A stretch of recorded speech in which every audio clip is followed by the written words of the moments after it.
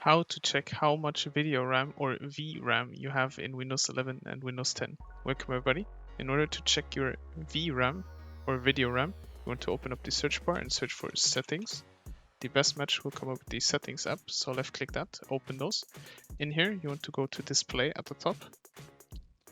Now I have two displays. You might have more or only one, but that doesn't matter. But what you want to do is scroll down until you see related settings, advanced display. So click that. And in here, you want to click display adapter properties for display 1. Left click that. This opens up this window. And in here, it says dedicated video memory, which is your VRAM, is 8 GB. The total available graphics memory would be 16 for me. That's how to check how much VRAM you have in Windows 11 or Windows 10.